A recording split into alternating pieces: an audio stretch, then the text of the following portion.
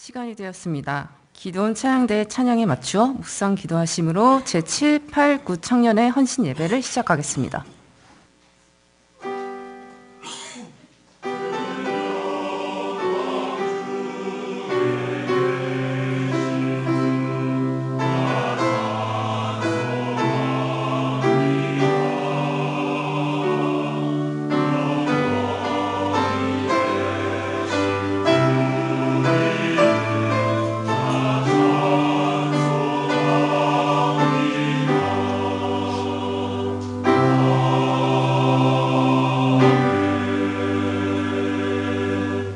다 함께 찬송가 260장을 부르시겠습니다.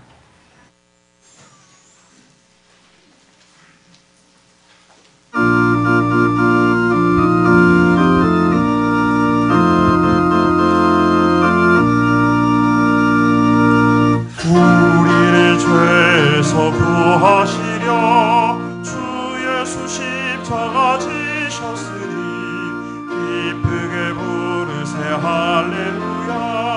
나 구원하네. 찬송하세 찬송하세 주님 나를 구하셨네. 찬송하세 찬송하세 주가 구원하셨네. 우리를 주께서 구했으니 이전에 행하던 악하리와 주하고 더러운 모든 죄를 온전히 버렸네. 찬송하세 찬송하세 주님 나를 구하셨네. 찬송하세 찬송하세 주가 구원하셨네. 나 지금 죄에서 사함받아 거룩한 백성이 되었으니 이 육신 장막을 벗을 때도 겁날 것 없겠네. 찬송하세 찬송하세 주님 나를 구하셨네. 찬송하세 찬송하세 주가 구원하셨네. 우리가 이 세상 떠날 때에 예수의 손목을 굳게 잡고 영원히 즐거운 천국에서 주와 함께 살겠네. 찬송하세 찬송하세 주님 나를 구하셨네. 찬송하세 찬송하세 주가 구원하셨네. 강윤성 청년 기도하신 후에 제7, 8, 9 청년의 회원들의 특송이 있겠습니다.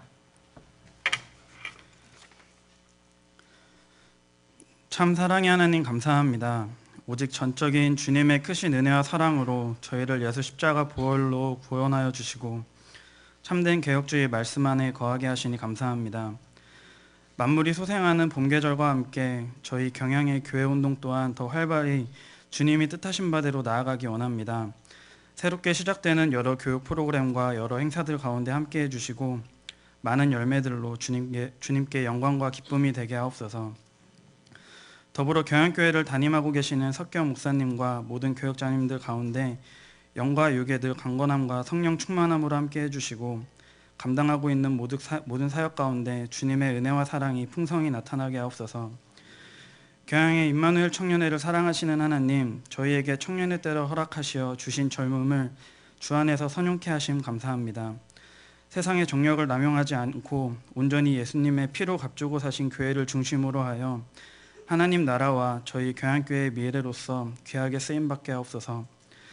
특별히 금주에 있는 사랑의 모임을 기억하여 주시고 참된 주님의 사랑을 만끽하고 참된 주 안에서의 교제와 많은 영혼이 회복되는 귀한 시간 되게 하옵소서.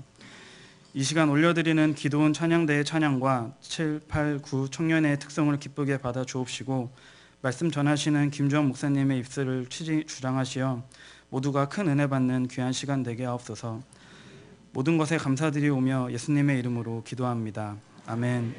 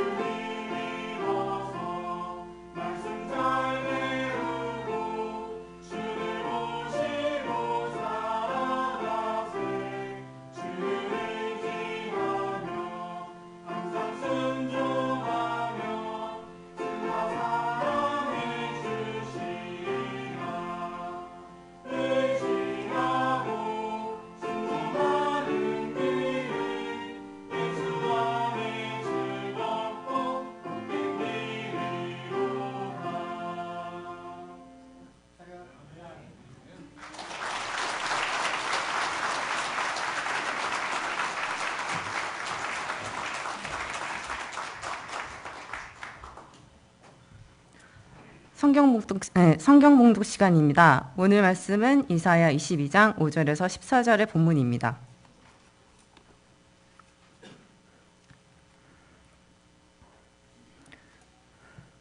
이 중 제가 11절을 봉독하겠습니다. 너희가 또 옛못에 물을 위하여 두 성벽 사이에 저수지를 만들었느니라. 그러나 너희가 이를 행하신 이를 낭망하지 아니하였고 이 일을 옛적부터 경영하신 이를 공경하지 아니하였느니라. 아멘. 기도원 찬양대의 찬양이 있은 후 김주원 목사님께서 그가 유다에게 덮였던 것을 벗기매라는 제목으로 말씀 전하시겠습니다. 많은 은혜 받으시기 바랍니다.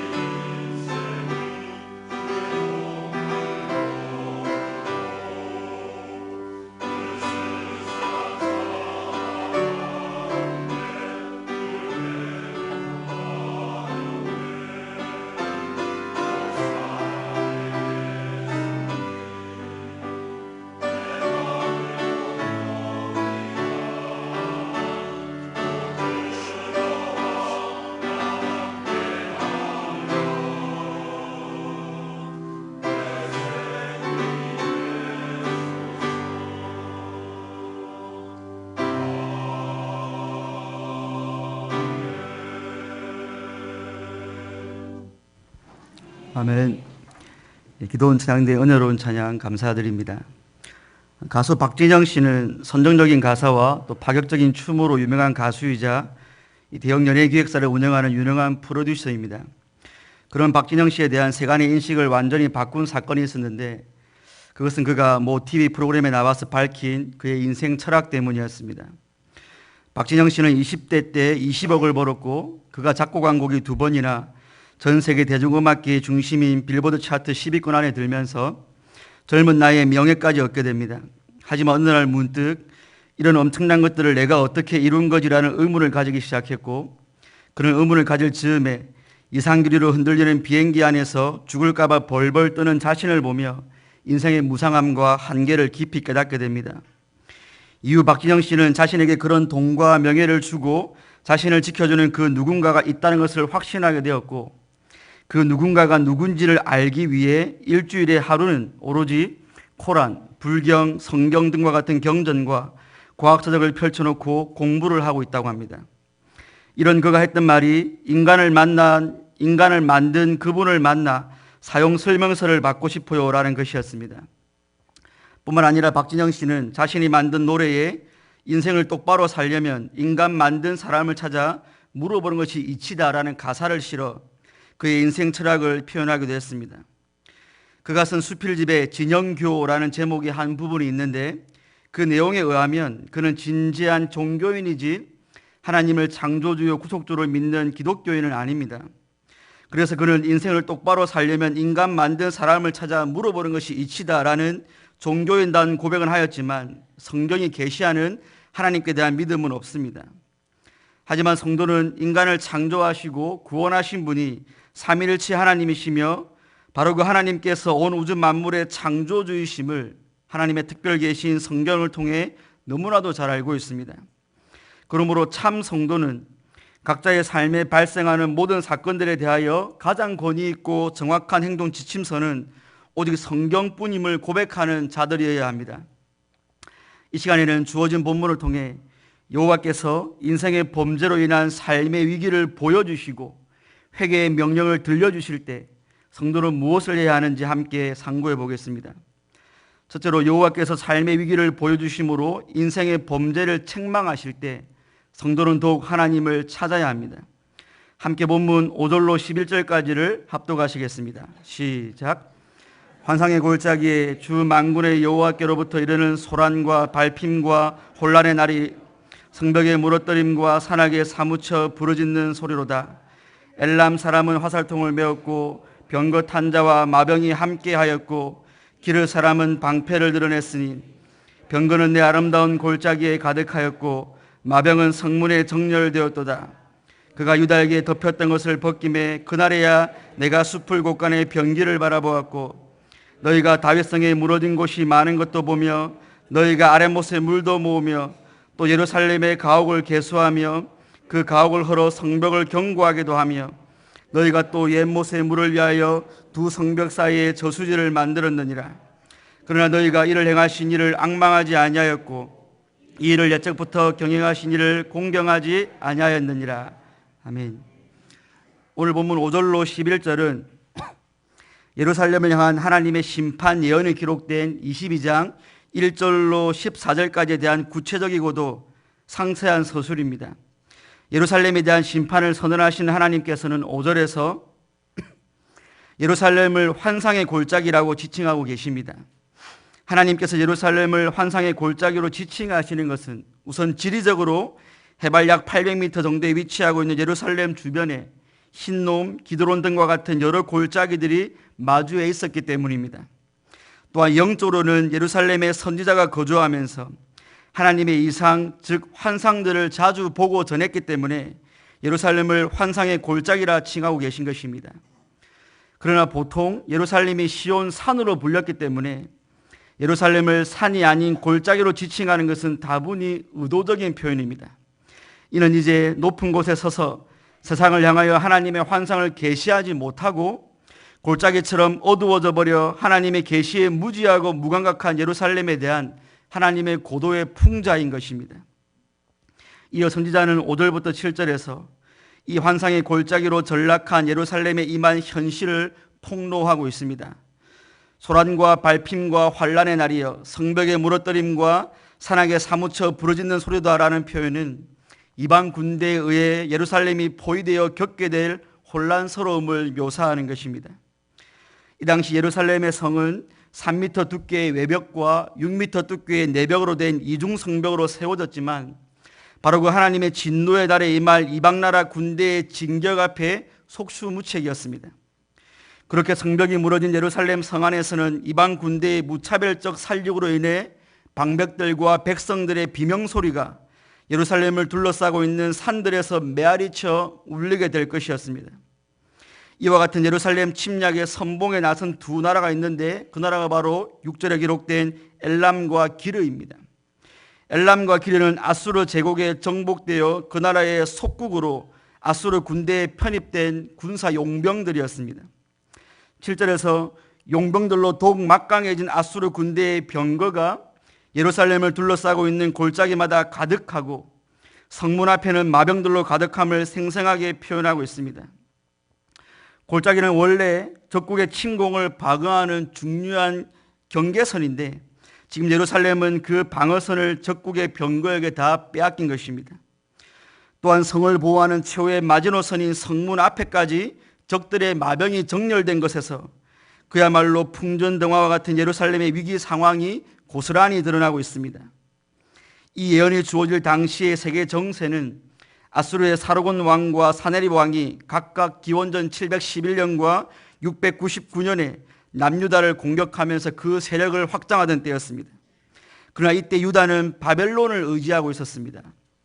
이런 상황에서 이사야 선지자는 전장인 21장에서 유다가 의지하는 바벨론은 결코 유다를 구원하지 못하고 파멸될 것을 예언한 후에 유다 백성들도 돌이키지 않으면 그들이 의지하는 바벨론처럼 멸망할 것을 오늘 22장에서 선포하고 있는 것입니다.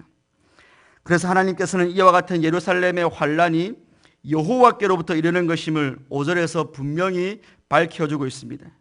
즉 이 환란은 예루살렘에게 우연히 임한 것이나 약육강식의 힘의 원리에 의해 발생한 단순한 침략이 아니라 바로 여호와께서 당신의 뜻 가운데 섭리하시는 구속사의 사건이었던 것입니다. 오늘 보면 8절에서 그가 유다에게 덮였던 것을 벗김에라고 말씀하고 있습니다. 여기서 덮였던 것은 덮개 혹은 휘장을 의미하는데 오늘 본문에서는 눈 가리개 정도로 해석할 수 있습니다. 즉 하나님께서는 유다 백성들의 눈을 가려 그들이 처한 상황의 심각성을 보지 못하도록 막고 있었던 그 가리개를 벗기심으로 그들이 처한 일촉즉발의 위기 상황을 직시하게 하신 것입니다. 그렇게 하나님께서 예루살렘에 처한 긴박한 위기 상황을 깨닫게 하셨을 때 유다 왕과 그의 백성들이 취한 가장 우선적인 행위는 바로 전쟁에 대한 물리적인 대비였습니다. 8절로 11절 상반절에 나타나고 있는 것처럼 그들은 그제야 숲을 곳간 즉 병기고를 점검하였습니다. 그리고 예루살렘 성의 훼손된 부분을 보수하여 전쟁을 준비하는데 10절을 보시면 또 예루살렘의 가옥을 개수하며 그 가옥을 헐어 성벽을 견고하게 하며라고 한 것으로 보아 자신들이 살고 있는 가정집에서 자재를 가져다가 성벽을 보수할 정도로 열심을 냈습니다. 물론 이러한 사실은 그전까지 이런 위험을 전혀 감대하지 못하고 향락에 빠져 있었던 남유다의 무사 안일함이 적나라하게 노출되는 장면이기도 합니다. 뿐만 아니라 그들은 그 전쟁이 장기전으로 갈 것을 대비하여 히스기야가 아수르 왕 사네립의 침략에 대비해 만든 아랫못의 물도 다시 모았습니다.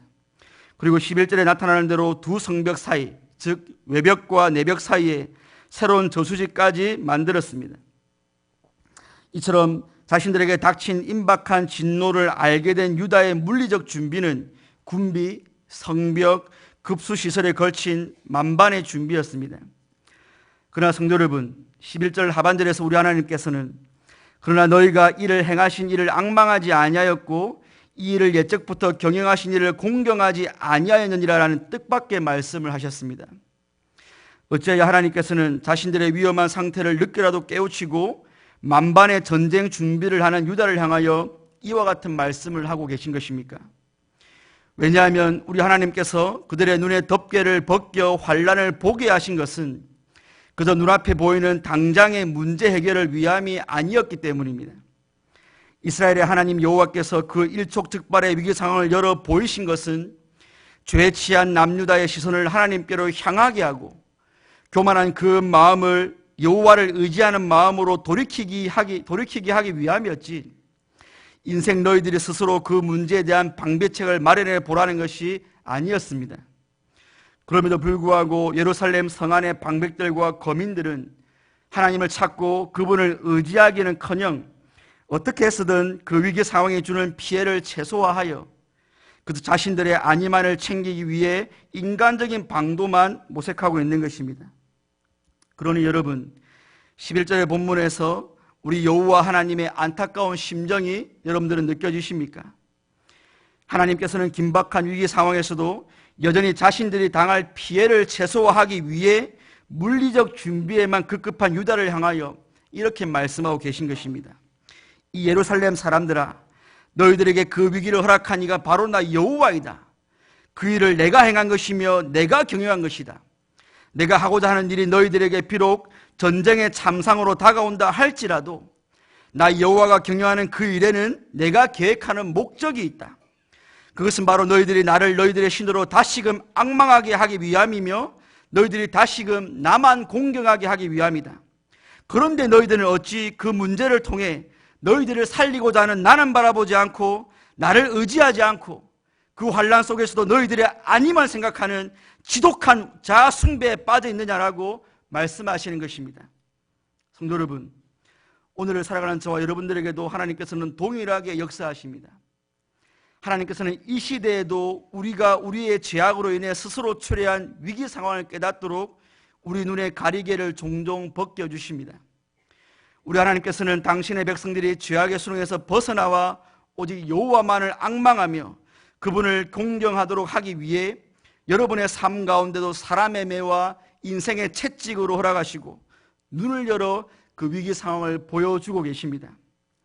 이와 같은 하나님의 보이심은 나라의 위기로 나타날 수 있고 물질의 문제로 나타날 수 있고 가정의 문제로도 나타날 수 있고 대인관계의 문제로도 나타날 수 있으며 우리 영혼의 비참한 상태를 깨닫게 하시는 것으로도 나타날 수 있습니다. 그 폭로됨의 모습이 무엇이든 여호와 하나님께서 우리 영혼의 눈과 귀를 열어주셔서 우리 인생에 당면한 위기 상황을 밝히 드러내시고 일러주시는 것 자체가 사실은 하나님의 은혜입니다. 그러나 중요한 문제는 이처럼 하나님께서 우리 인생의 위기 상황을 깨닫게 해주실 때 과연 얼마나 많은 성도들이 그 문제, 그 환난, 그 고통, 그 시련으로 인하여 더욱 하나님을 찾으며 그분만을 더 의지하며 공경하고 있느냐 하는 것입니다. 오히려 이 시대의 많은 성도들은 하나님께서 경제를 악화시키셔서 물질 숭배에 빠진 우리의 위험한 실체를 보여주실 때 도리어 물질에 더 집착하면서 돈을 더 많이 벌어서 자기 스스로 물질의 문제를 해결하려고 합니다. 하나님께서 우리의 건강을 치셔서 건강이라는 신을 섬기고 있는 자들에게 죽고 사는 문제가 하나님께 있음을 질병으로 폭로하실 때 왜 하필 나에게 이런 질병을 주시느냐며 불평하면서도 정작 하나님을 찾지는 않고 하나님께서 발전시킨 의학에만 목매달고 있는 자들은 또 얼마나 많은지요. 우리 하나님께서 하나님보다 자기를 더 섬기는 자아 숭배에 빠진 자들의 죄악을 폭로하시기 위해 자신들에게 인생의 실패를 주시고 그 나아가는 길을 막으셔서 실상 우리 삶의 주체자는 인생이 아니라 여호와 하나님이심을 보여주십니다. 그럼에도 우리 인생은 하나님을 찾기보다는 하나님 앞에 기도하는 시간과 예배드리는 시간을 줄여서라도 인생의 성공을 찾기 위해 새벽부터 밤이 늦도록 우리는 수고의 떡을 먹고 있는 것입니다. 이 모든 것이 바로 하나님께서 우리들에게 임박한 위기의 실체를 폭로하실 때 하나님을 찾기보다는 무기고를 확인하고 식수를 비축하고 성벽 보수에 바빴던 예루살렘의 모습인 것입니다. 물론 전쟁을 대비하여 그런 물리적인 준비를 하는 것 자체가 잘못된 것은 절대로 아닙니다. 마찬가지로 성도는 불신자보다 더 삶에 열심을 내고 더 성실해야 합니다. 그러나 하나님을 의지하지 않는 재물 쌓기, 하나님 없는 자기 건강 챙기기, 하나님의 영광과 무관한 자기개발과 노후 준비는 다 우상 숭배일 뿐입니다. 하나님께서는 여러분이 부자인지 가난한 자인지, 여러분이 건강한 그리스도인인지 질병에 걸린 그리스도인지, 여러분이 자기 앞가림을 잘하는 그리스도인인지 의지박약의 그리스도인지에 대해서는 큰 관심 없으십니다. 오히려 하나님께서는 그 모든 삶의 사건과 현상들을 통해 여러분들이 하나님 그분을 찾고 그분을 의지하며 그분을 더 공경하기만을 바라시는 것뿐입니다. 왜냐하면 원래 인생은 그렇게 살도록 지음을 받았고 지음받은 그 원리대로 사는 것이 인생의 가장 복된 상태이기 때문입니다. 그럼에도 성도가 자신의 범죄로 초래한 그 위기의 현상 자체에만 함몰되어서 그저 이 위기의 상황이 속히 지나가기만을 바란 채 여전히 하나님을 바라보지도 또 그분을 의지하지도 않는다면 하나님께서는 그런 자기 백성에게 더 큰 징계를 내리실 것입니다. 아니, 더 큰 징계를 통해 그 백성이 정신을 차리고 하나님을 공경하는 자가 된다면 그 징계는 하나님을 의지하지 않는 무서운 질병에 걸린 성도의 영혼의 명약이기 때문입니다. 여러분이 기도하지 않고 사업에 성공하여 그 사업이 여러분과 하나님의 관계를 멀어지게 하고 있다면 그 사업의 성공이 언젠가는 하나님의 큰 징계로 부메랑이 되어 여러분에게 임할 것입니다. 여러분의 건강함이 여러분으로 하여금 예배의 자리에서 멀어지게 하고 세상에서 향락에 더 취하게 만드는 수단이 된다면 그 건강함이 오히려 저주입니다. 여러분의 통장에 있는 그 예금이나 적금이 하나님보다 내 노후를 더 보장해 주는 것처럼 느껴진다면 그 물질은 배설물보다 못한 것입니다. 삶의 적당한 평안이 성도로 하여금 기도하지 못하게 하고 하나님을 찾지 못하게 만드는 신앙의 안일함의 원인이 된다면 여러분이 누리고 있는 그 삶의 평강은 마귀가 주는 것이지 하나님께로부터 온 것은 아닙니다. 그러므로 하나님께서 인생이 경험하는 여러 가지 삶의 정황들로 여러분의 삶에 임박한 위기를 깨닫게 해주신 것 자체가 은혜입니다. 그리고 그 위기의 상황에서 자기 숭배에 빠져 그 문제 해결에만 급급한 자가 아니라 바로 그때 하나님을 바라보고 그분을 의지하는 자야말로 복된 자 중에 복된 자입니다. 오늘 경양의 성도님들에게 이런 은혜와 이런 복이 임하기를 주님의 이름으로 축원드립니다. 둘째로 여호와께서 말씀을 들려주심으로 생명을 구원할 기회를 주실 때 성도는 회개해야 합니다. 함께 12절로 14절을 합독하시겠습니다. 그날에 주 만군의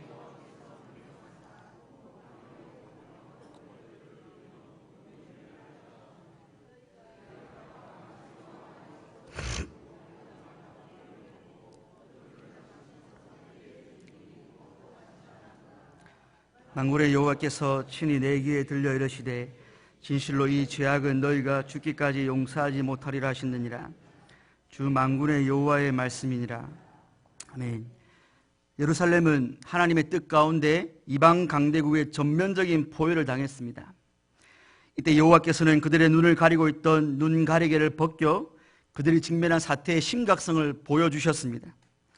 그러나 여호와 하나님께서는 문제 상황을 보여주시는 것으로 만족하지 않으시고 선지자를 통하여 그들이 그 위기 상황에서 벗어날 수 있는 말씀까지 들려주셨습니다. 여호와께서는 대적에게 포위당한 예루살렘을 향하여 통곡하며 애곡하며 머리털을 뜯으며 굵은 배를 띠라고 명령하셨습니다. 통곡하며 애곡하며 머리털을 뜯으며 굵은 배를 띠라는 표현은 전형적인 회개에 대한 명령입니다. 즉 하나님께서는 예루살렘에 임한 위기 상황을 보여주셨음에도 불구하고 자기 안위만을 챙기기에 바쁜 유다를 포기하지 않으시고 이제 말씀을 들려주심으로 그들에게 생명을 구원할 기회를 주고 계신 것입니다. 그리고 그 생명을 구원할 기회란 바로 회개를 통해 주어질 것이었습니다. 그렇다면 통곡하며 애곡하며 머리털을 뜯으며 굵은 배를 띠며 하는 회개란 과연 무엇입니까? 우리가 통상 구원 얻는 믿음이 우리의 지정의를 포함하는 전인격적인 믿음이어야 하듯이 생명에 이를 회개 역시 우리의 지성과 감정과 의지가 동반되는 전인격적인 회개여야 합니다. 그러므로 하나님께서는 지금 유다 백성을 향하여 통곡하며 애곡하라는 명령은 너희들의 죄를 깨닫고 그에 따른 합당한 감정을 보이라는 것으로 참된 회개의 지적 요소와 감정적 요소를 언급하신 것입니다. 그리고 머리털을 뜯으며 굵은 배를 띠라는 것은 죄악으로 치닫고 있는 그 행위를 그치고 이제 여호와께로 돌이키겠다는 의지적 변화를 외적 증거로 내보이라는 참된 회개의 의지적 요소에 대한 명령인 것입니다. 그러나 예루살렘 방백과 거민들은 하나님의 회개 명령에도 불구하고 기뻐하며 즐거워하여 소를 죽이고 양을 잡아 고기를 먹고 포도주를 마시면서 내일 죽으리니 먹고 마시자 하는 반응을 보이고 있습니다. 곧 그들은 여호와 하나님의 거룩한 회개의 경고를 멸시하고 있으며 회개를 통해 그들에게 생명을 구원할 기회를 주시고자 하는 하나님의 자비로운 초청을 만홀히 여기고 있는 것입니다. 그런데 여기서 조금 의아한 것은 우리가 앞에서 살펴보았을 때만 해도 예루살렘은 그들을 에워싼 대적들과의 일전을 스스로의 힘으로 준비하면서 성벽도 보수하고 급수시설도 점검하고 무기고도 확인하는 치밀함을 보였습니다.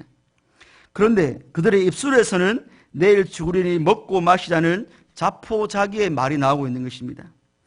특별히 내일 죽으리니 먹고 마시자라는 표현은 의미를 강조하는 용법으로서 반드시 먹고 반드시 마시자라는 의미입니다. 그리고 그들이 그렇게 강조하여 먹고 마셔야 하는 이유가 바로 내일 죽을 것이기 때문에 라는 것입니다. 우리는 죽지 않으려고 물리적으로 최선을 다해 방어 준비를 했던 유다 백성들의 행동과 반드시 죽을 테니 먹고 마시자는 그들의 말에서 삶과 죽음에 대한 인생들의 이중성을 보게 됩니다. 그 이중성이란 하나님을 떠난 인생들의 삶에 대한 성실과 열심이라는 것이 결국에는 죽기를 두려워하는 인생들의 발악임에도 불구하고 하나님께서 회개를 통해 죽음에서 건지시고 주시려는 그 진짜 생명에 대해서는 너무나도 무관심하고, 아니 무관심을 넘어 천대하는 바로 그 이중성입니다. 대적들로부터 구원을 주시기 위한 하나님의 회개 명령에 대한 그들의 천대는 소를 죽이고 양을 잡아 고기를 먹고 포도주를 마시는 행위로 나타나고 있습니다. 이는 회개 명령을 들은 유다 백성의 패역함이 얼마나 극에 달했는가를 잘 보여주는 대목입니다. 대적에게 둘러싸여 방어전을 펼치하는 입장에서 비상식량을 비축해도 모자랄 판에 그 귀한 고기와 포도주를 유흥을 위해 먹고 마시겠다는 것은 하나님의 심판 경고와 생명 구원을 향한 회개의 명령을 농담과 조속거리 따위로 여기고 있다는 반증입니다. 이에 하나님 여호와께서는 14절에서 만군의 여호와께서 친히 내 귀에 들려 이르시되 진실로 이 죄악은 너희가 죽기까지 용서하지 못하리라 하셨다 하면서 예루살렘 거민들의 회개 거부를 용서받지 못할 죄로 선포해 버리셨습니다. 용서받지 못할 죄인 회개치 않음은 택함을 받지 못한 불신자에게서 나올 수밖에 없는 행위입니다. 반대로 하나님의 택함을 받은 성도는 반드시 회개의 열매가 맺히게 되어 있습니다. 그러니 끝까지 하나님의 회개 명령을 거부하는 본문의 예루살렘 거민들은 전형적인 불신자들인 것입니다. 이처럼 하나님의 회개 명령은 신자와 불신자를 갈라버리며 그래서 산자와 죽은 자를 나눠버리는 역할을 합니다. 예루살렘 거민들은 하나님께서 그들을 살리기 위해 주신 회개 명령을 하찮게 여기고 육체적 쾌락을 추구함으로 그들 스스로가 하나님의 백성이 아님을 만천하에 공개한 것입니다. 성도 여러분, 이런 나눔과 분리의 현상은 저와 여러분이 사는 이 시대에도 동일하게 발생하고 있습니다. 하나님께서는 이 시대에도 동일하게 모든 인간들을 향하여 회개의 명령을 내리고 계십니다. 누가복음 24장 47절에 또 그의 이름으로 죄 사함을 얻게 하는 회개가 예루살렘으로부터 시작하여 모든 족속에게 전파될 것이 기록되었으니 라고 하신 말씀 그대로입니다. 이때 무차별적으로 모든 족속을 향한 회개의 부르심을 우리는 교리적으로 일반적 부르심이라고 합니다. 즉 하나님께서는 모든 사람 일반을 대상으로 회개를 명령하고 계십니다. 하지만 이 회개의 명령을 일반 사람 모두가 다 받았다고 해서 그 명령에 다 반응을 하는 것은 아니지 않습니까? 오직 하나님의 택하심을 입은 자들만이 그 명령에 반응을 하는데 이를 교리적으로 유효한 부르심이라고 합니다. 그래서 우리 대우리 문답 68문에서는 선택받지 못한 사람들은 비록 말씀의 사역에 의해 외적으로 부르심을 받고 성령의 어떤 일반 역사를 가질 수 있을지라도 그들에게 제공된 은혜를 고의로 등한시하고 경멸하다가 의당, 불신앙에 떨어져서 예수 그리스도께로 참으로 나오지 않게 된다고 정확하게 가르치고 있는 것입니다. 마치 예루살렘 거민들이 그랬던 것처럼 이 유효한 부르심의 대상자가 아닌 자들은 죄악의 길에서 돌이켜 예수님께로 나아와 영생을 얻으라는 그 외적 부르심의 은혜를 등한시하고 경멸하다가 영원한 사망에 빠지고 마는 것입니다. 그러나 그와 반대로 하나님의 택함을 받은 참 성도에게는 하나님께서 그 길에서 돌이켜 회개하여 생명을 얻으라고 할 때에 반드시 그 말씀에 유효한 반응이 일어나게 되는 것입니다. 이처럼 택함을 받아 회개함으로 참 생명을 얻은 자들은 이제 절대로 하나님의 심판의 메시지를 가볍게 여길 수가 없습니다. 오히려 그 무시무시한 심판이 바로 자신의 죄 때문임을 알고 그 죄로 인해 비통해하고 통곡하는 자들입니다. 그러나 그 회개의 비통은 비통으로 끝나지 않고 내 죄 문제를 해결하신 그리스도 안에서 마침내 기쁨으로 마무리되고야 맙니다.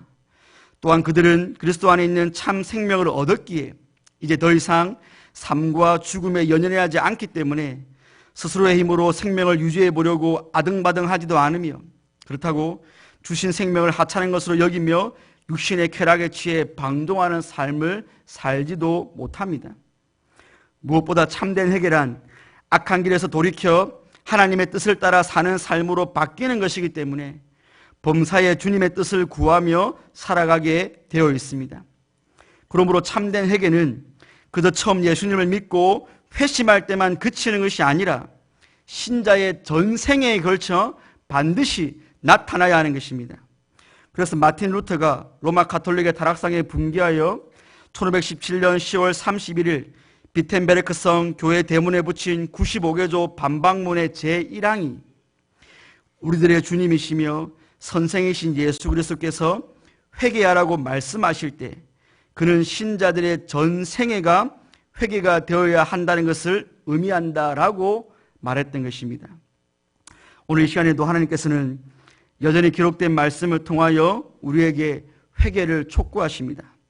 이사야 55장 7절 말씀에 악인은 그 길을 불의한 자는 그 생명을 버리고 여호와께로 돌아오라. 그리하면 그가 긍휼히 여기시리라. 우리 하나님께로 나아오라. 그가 널리 용서하시리라. 예레미야 3장 14절에 나 여호와가 말하노라. 배역한 자식들아 돌아오라. 나는 너희 남편이민이라. 요엘 2장 12절에 여호와의 말씀에 너희는 이제라도 금식하여 울며 애통하고 마음을 다하여 내게로 돌아오라 하셨나니 라고 회개하라는 여호와의 명령은 그렇게 죄악으로 치닫다가 육신과 영혼 모두 사망의 형부로 떨어지지 말고 내게로 돌아와 생명을 얻으라는 하나님의 사랑의 외침입니다. 그러므로 지금 이 시간에도 예배의 자리에 나와는 있지만 전인격적인 회개를 하지 않는 분들은 여호와 하나님, 이 죄인이 그리스도 안에 있는 참 생명을 얻고자 주께로 가오니 나를 받아주시옵소서라고 기도하시기 바랍니다.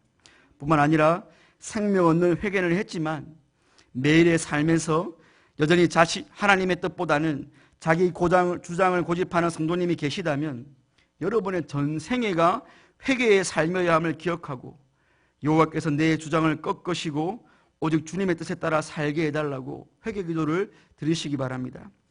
성도 여러분, 그리고 오늘 헌신을 재확인하시는 제7에서 9 청년의 회원 여러분, 여러분의 인생에서 여호와께서 보여주시는 여러 가지 위기들은 여러분을 부르시는 하나님의 확성기입니다. 요한일서 1장 8절에서 증거하는 것처럼 만일 우리가 죄 없다 하면 스스로 속이고 또 진리가 우리 속에 있지 않은 것입니다. 구원받은 성도 역시 매일매일 죄를 짓고 살아간다는 말입니다. 그중에 우리가 가장 범하기 쉬운 죄는 하나님보다 세상을 더 의지하는 것입니다. 즉 하나님보다 세상을 더 크게 여기는 것입니다. 그래서 하나님이 우리의 아버지로 계시지만 언제나 우리는 먹고 입고 마시는 것 때문에 염려하고 있습니다. 그 먹고 사는 염려가 우리로 하여금 주일에도 장사를 하게 만들어 예배로부터 멀어지게 합니다. 먹고 사는 데 집중해야 하기 때문에 주일은 자신을 재충전하는 휴일로 정해놓고 교회 봉사와 성도 간의 교제와 온전한 주일 성수를 등한시합니다. 그 먹고 사는 문제가 두려워서 마땅히 하나님 앞에 드려야 할 11조도 자기의 생활을 위해 임의로 써버립니다. 그러므로 여러분이 진정으로 하나님만을 의지하며 살아가는지 세상을 의지하며 살아가는지는 하나님께서 그것을 도로 찾아가실 때 분명히 나타나게 됩니다. 아닌 척하며 고상하게 살아왔지만 주님께서 선물로 주셨던 그 물질, 그 직장, 그 재능, 그 명예, 그 평안을 빼앗아 가실 때 그것을 자신의 신으로 삼고 살아온 자들은 그제서야 자신의 삶이 얼마나 위태로운가를 깨닫게 될 것입니다. 왜냐하면 하나님께서는 자신의 자녀들이 그러한 것들에게 마음을 주는 것을 용납하지 않으시는, 어찌 보면 표독스럽게 보일 만큼 자기 자녀들을 사랑하시는 하나님이시기 때문에 그렇습니다.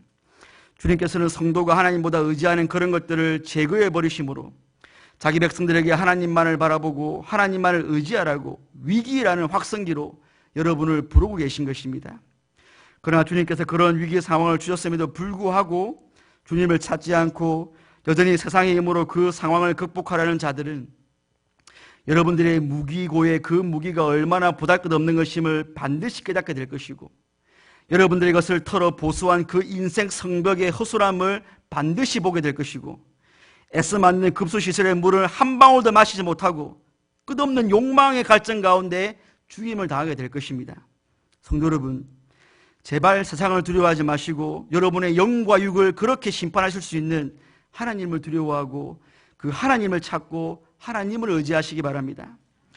그리고 우리가 그런 위기 상황 가운데 있다 할지라도 저와 여러분에게 여전히 하나님의 회개의 말씀이 들려온다면 그것은 하나님께서 주시는 생명 얻을 새로운 기회임을 꼭 기억하시기 바랍니다.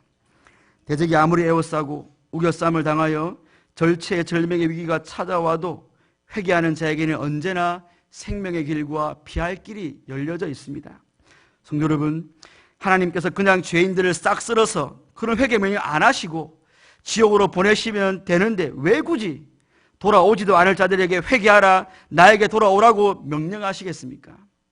그 이유는 바로 불신자들에게는 회개하지 않는 것에 대한 책임을 묻기 위함이며 택함을 받고 회개한 성도들에게는 나 역시 저 불신자처럼 도저히 회개할 수 없고 내 뜻과 내 마음대로 살 수밖에 없는 죄인인데 어떻게 이런 내가 이런 생명 얻는 회개에 이르게 되어 주께 순종을 하고 있는가 하고 그 크신 하나님의 은혜의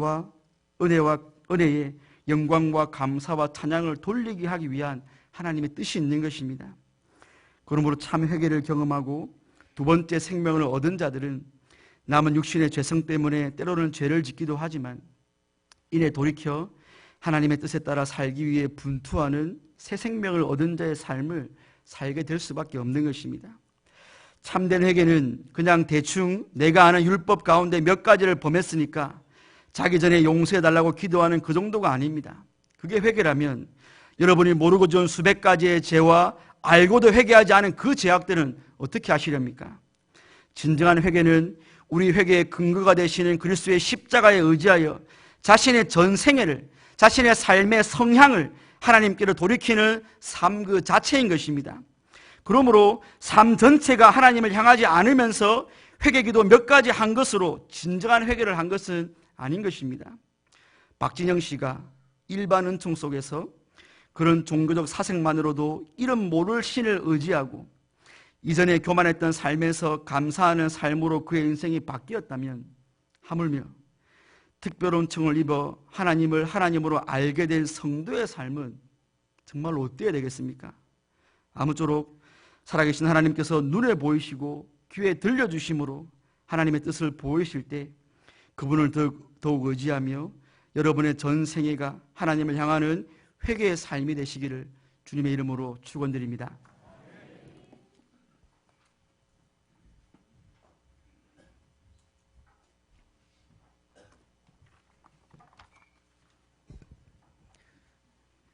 찬송가 280장을 부르시면서 준비하신 11조와 헌금을 하나님께 드리겠습니다.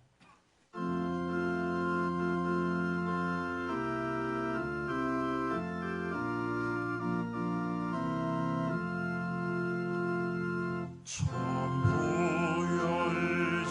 열지옵소서.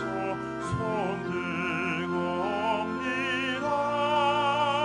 주 나를 외면하시면 나 어디 가리까. 내 죄를 씻기 위하여 피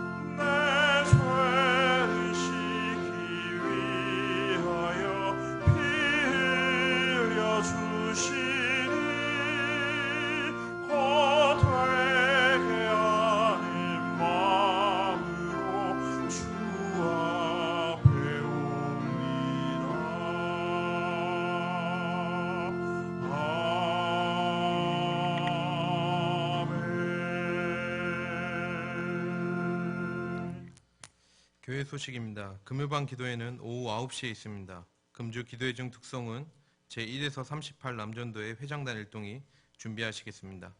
제35회 사랑의 모임이 금주 토요일 교회 식당에서 청년의 연합회 주관으로 있겠습니다.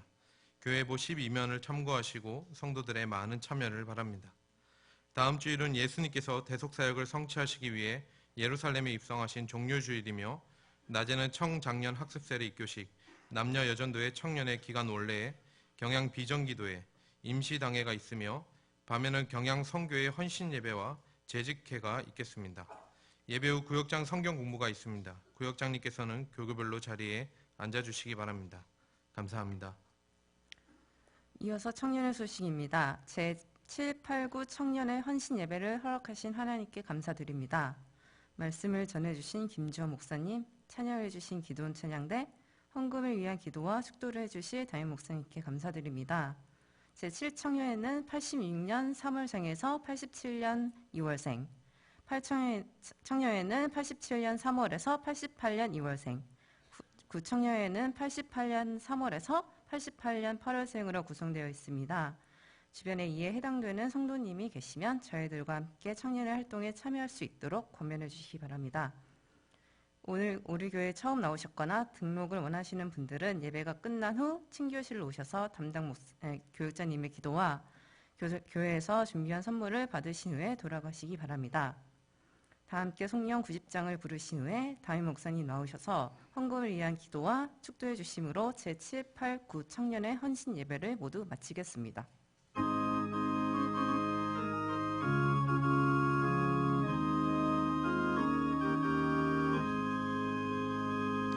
주 예수 내가 알기 전 날 먼저 사랑했네.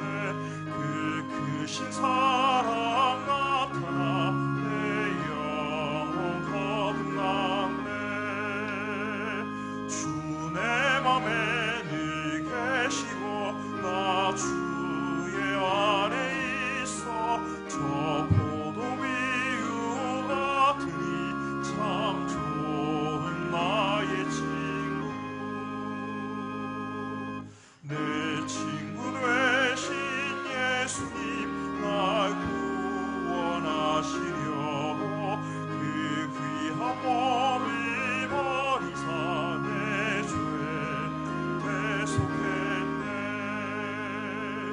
나 주님을 늘 믿으며 그 손을 의지하고 내 몸과 마음을 바쳐서 끝까지 충성하리. 내 진실하신 친구여 그 은혜 내려주사 날 항상 보호하시고 내 방패 되옵소서. 그 풍성한 참 사랑을 능히 끄는 소냐. 날 구원하신 예수는 참 좋은 나의 친구. 기도하겠습니다. 주님, 이제 고난 주간을 이제 한 주간 남기고 또 오늘 수요일 밤에도 또 제대로 부르시어서 우리 7, 8, 9 청년들의 또 헌신과 함께 이 4일반 예배를 드리게 하시니 감사합니다. 주님, 세우신 4일 동안 주신 말씀을 또 우리의 심령에 새기고 하나님께서 우리 주시는 이 놀라운 기회에 꼭 더욱 주님께 더 가까이 나아가고 또 자신을 회개함으로써 생명의 길, 축복의 길, 모든 위기 극복의 길을 찾아내는 저희들이 되도록 도와주시옵소서. 우리 이 밤에도 또 정성을 다드린 이 물질의 예물과 또 우리 모든 찬양대와 또 우리 청년의 특송까지 주님께서 기쁘시게 받으시며 늘 우리에게 가장 이렇게 평안시를 주시고 좋은 것을 마음 구실 때 더욱 방심하거나 게으르지 아니하고 주님을 섬기는 삶을 힘차게 살아가는 우리 모든 경외의 성도들이 다 되게 주시옵소서. 예수 그리스도의 은혜와 하나님의 사랑과 성령님의 감화 감동 인도하고 보호하심이 하나님께서 삶의 위기를 통해서 우리의 과거를 책망하실 때 또 주님을 악마하고 공경하며 주님께서 아직도 우리의 찾아 친히 그 육성을 들려주실 때 그것이 바로 우리에게 생명 구원의 마지막 기회인 줄 알고 회개함으로써 이 놀라운 구원의 은혜에 꼭 참여하기 원하는 사랑의 경영의 모든 성도들과 이 밤에 헌신 예배드리는 7, 8, 9 청유 회원들 위해 이제로부터 영원히 함께 있을지어다. 아멘.